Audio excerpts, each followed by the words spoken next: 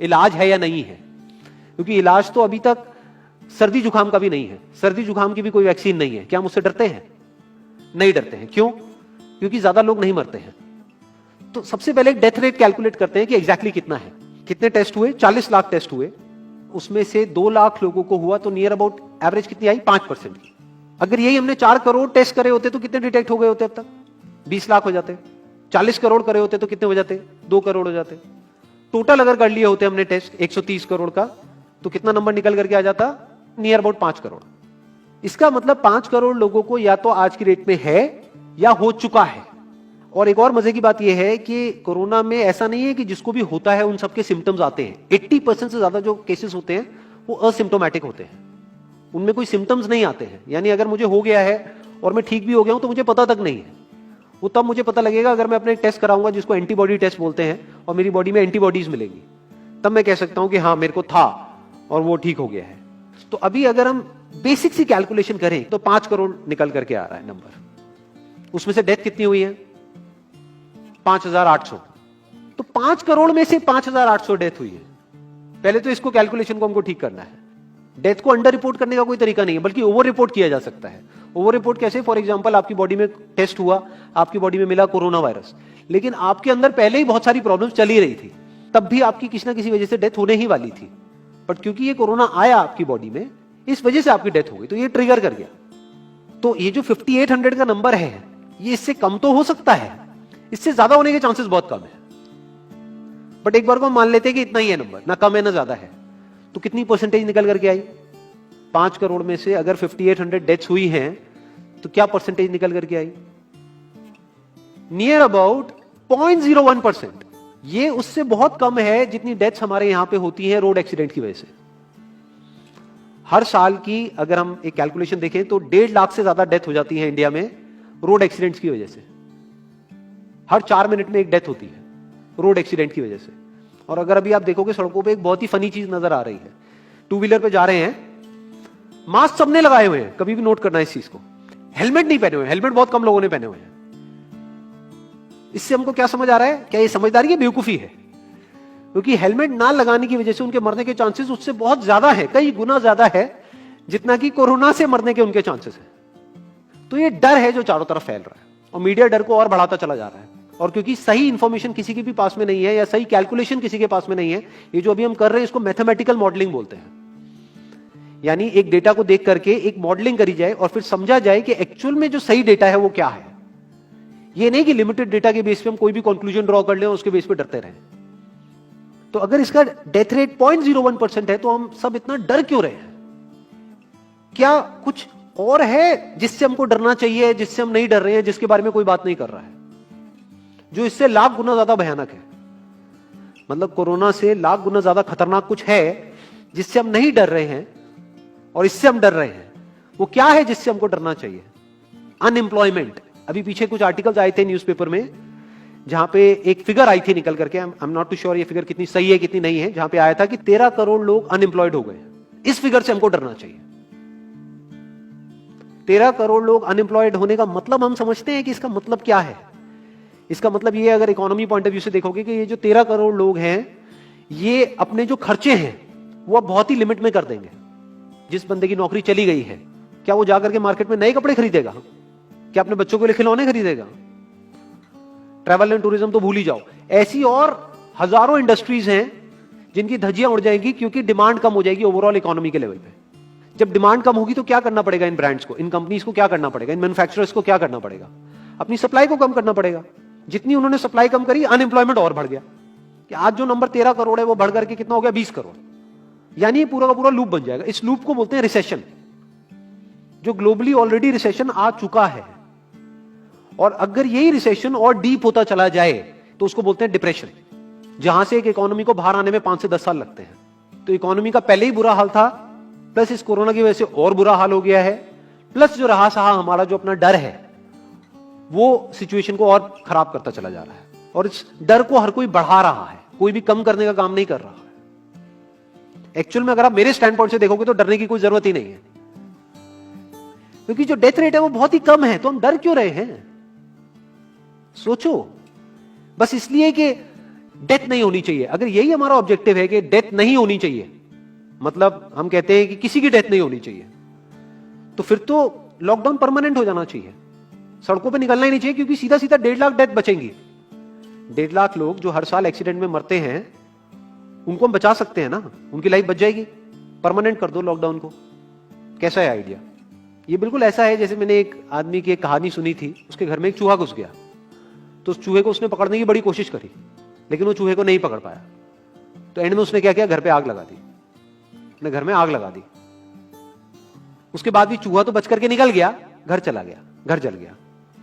यही हालत है इसकी, कोरोना की। इस डर को हमको खत्म करना पड़ेगा, तब जाकर के इस प्रॉब्लम का एक्चुअल में सॉल्यूशन निकलेगा, जो रियल प्रॉब्लम है। और रियल प्रॉब्लम कोरोना नहीं है। रियल प्रॉब्लम क्या है? हमारी जो इकोनॉमी है। रियल प्रॉब्लम क्या है? अनएम्प्लॉयमेंट। तो इस वीडियो के थ्रू मैं अपनी एक हम्बल रिकमेंडेशन देना चाहूंगा गवर्नमेंट ऑफ इंडिया को, या जो भी लोग एक पर्टिकुलर पोजीशन पे हैं उन लोगों को, कि हमको टेस्ट करने कम करने हैं, टेस्ट बढ़ाने नहीं है। अभी हम गलती क्या कर रहे हैं? टेस्ट बढ़ाते चले जा रहे हैं, जिसकी वजह से केसेस बढ़ते चले जा रहे हैं, जिसकी वजह से डर बढ़ता चला जा रहा है। गवर्नमेंट क्या एक क्राइटेरिया नहीं बना सकती कि जो क्रिटिकल केसेस है बस उन्हीं का टेस्ट करो, क्योंकि उन्हीं को हॉस्पिटल में एडमिट करने की जरूरत है, तो उन्हीं का टेस्ट होना चाहिए ना।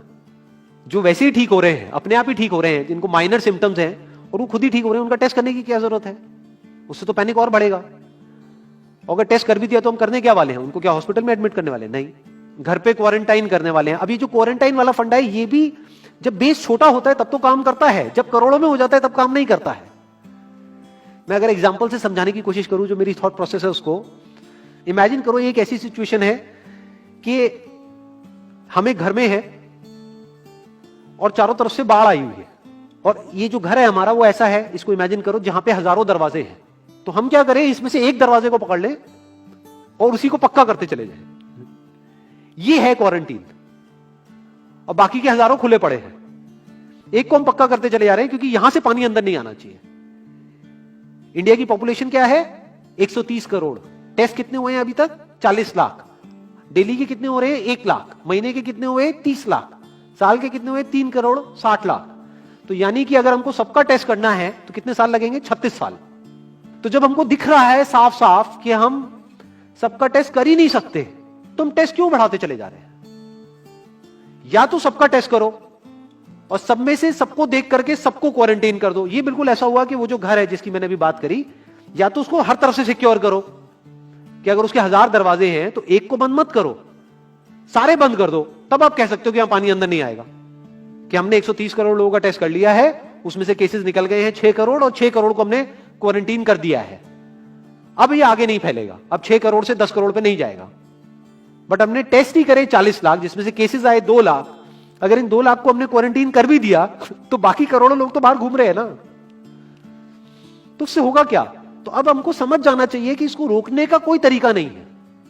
तो अब इसका प्रैक्टिकल सॉल्यूशन क्या है? गवर्नमेंट की तरफ से हमको सिर्फ ये इंफॉर्मेशन चाहिए कि भैया अभी कितने बेड्स ऑक्यूपाइड हैं आपके स्टेट में, और अभी कितने और आपने अरेंजमेंट कर रखा है, और कितने और कर सकते हो। अब वो बेड चाहे किसी हॉस्पिटल में हो चाहे किसी होटल में हो।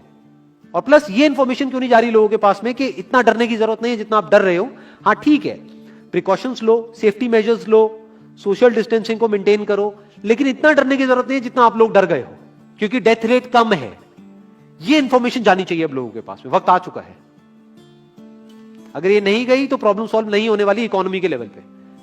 कॉन्फिडेंस खत्म हो चुका है, रियलिटी को हमको पहले समझना होगा। अभी प्रॉब्लम क्या हो रही है? हम कह रहे हैं कि हाँ कंस्ट्रक्शन एक्टिविटीज अलाउड है। गवर्नमेंट को क्या लग रहा है? अलाउड बोल करके सारी प्रॉब्लम सॉल्व हो जाएगी।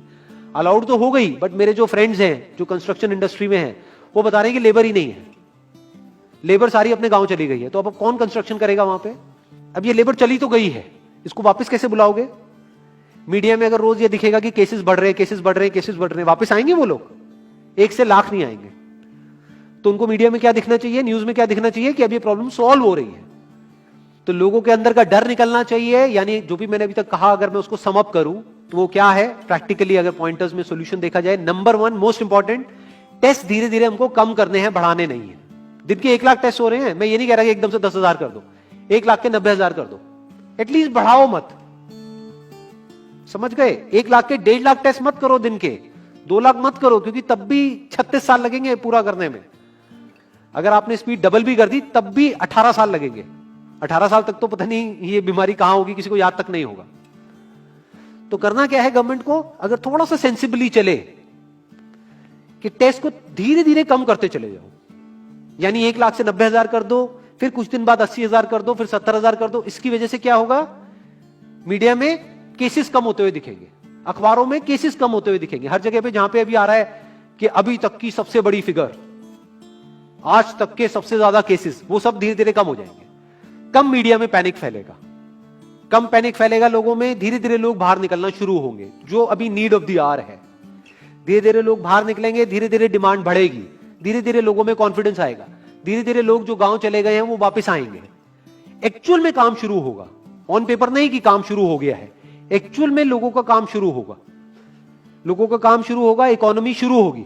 बिल्कुल ऐसा है जैसे 2 महीने के लिए आप किसी गाड़ी को बंद करके कहीं पे रख दो गैराज में, तो क्या होगा, बैटरी डाउन हो जाएगी, उस वक्त क्या करना पड़ेगा, उसको धक्का मारना पड़ेगा। तो अभी उस धक्के की जरूरत है, जंप स्टार्ट की जरूरत है।